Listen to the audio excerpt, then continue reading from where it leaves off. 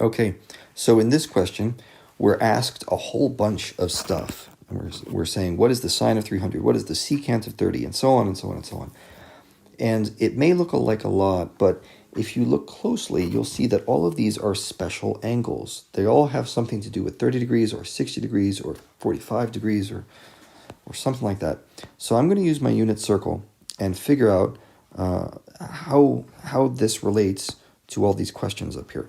So let's take the first one, sine of 300 degrees. And you see, I've actually already circled that down here, right here, see that? And if you look at 300 degrees and you go for the y value, remember sine is the y coordinate. So negative root 3 over 2, right there. Oops, give me my pen back here. That negative root 3 over 2, that is the sine of 300 degrees. So we put that right here, negative root 3 over 2, and that's how you do this. Now it gets a little more difficult when we have angles that we don't immediately recognize, right? Like negative 30 degrees. What is that? Or negative 11 pi over 4. These negative angles. We have to be careful about that. And the other thing that's going to be more difficult is when you start to see reciprocal functions like cosecant. Okay, 7 pi over 6 isn't too bad. That's an angle on here. But what's cosecant of that thing? So let's start working through these. And I'm not going to do all of them, but I will do enough that you should get the idea. So here, why don't we do secant of 30 degrees? Okay, we'll do that one next. You see where 30 degrees is, right here. Okay. The question is, what is secant? Well, you should remember from trig basics, secant is just 1 over cosine. So that means cosine is what we're interested in. I want to know what the cosine of 30 degrees is. And what we do is we reach out here, we get our x coordinate, that's cosine. So I can say cosine of 30 degrees equals root 3 over 2. Now, secant is just cosine flipped over, right? It's the reciprocal. So that means secant of 30 degrees is 2 divided by radical 3. Now, if you want, you can rationalize this and say 2 radical 3 over 3, but it is completely unnecessary. I think the most important part here is that you understand how to use the unit circle and find trig values or reciprocal trig values, not whether or not you can simplify fractions. We will deal with that another time. So this is going to be 2 divided by square root of 3 for the secant of 30 degrees. Okay. Now let's deal with one of these negative angles. Here, how about tangent of negative 30 degrees? Well, for this one, we have to talk about what's positive and what's negative when it comes to an angle. Okay, do you see this, this theta symbol right here? That indicates it's going positive when it's counterclockwise. So what is a negative angle? Well, that's this. Okay, negative angles go the other way. See, that's a negative angle right there. So how far do you have to go clockwise before you get to 30 degrees? Oh, really? I better hurry up. Negative 30. So that's going to be this guy right here. I went to jump of negative 30 degrees, which happens to be 330 degrees.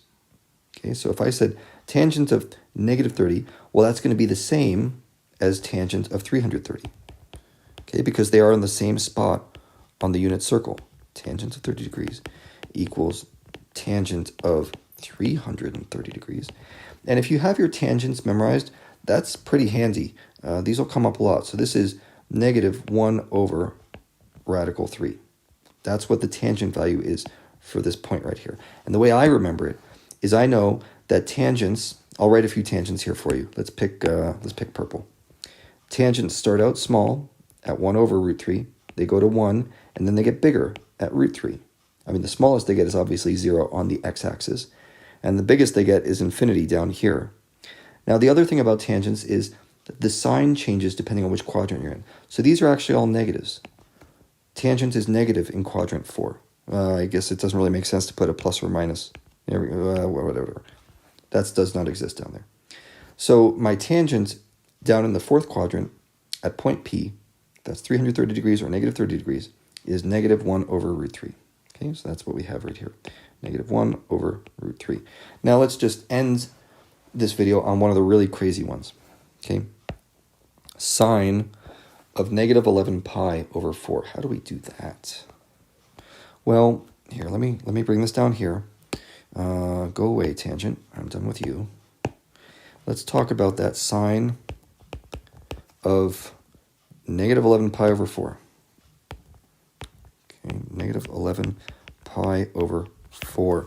What we need is we need to know if I were to go around the circle until I got to negative 11 pi over 4, wherever that is. I'm not sure where it is.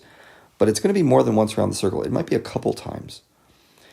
Or 1.5 or something like that. I don't know, but we're going around more than once. I need to know where I'm landing. Because if I know where that angle stops, I can just look up the y-coordinate and see what the sine is. So let's try and figure out where this thing is going to stop. And if you remember what a coterminal angle is, remember that word, coterminal?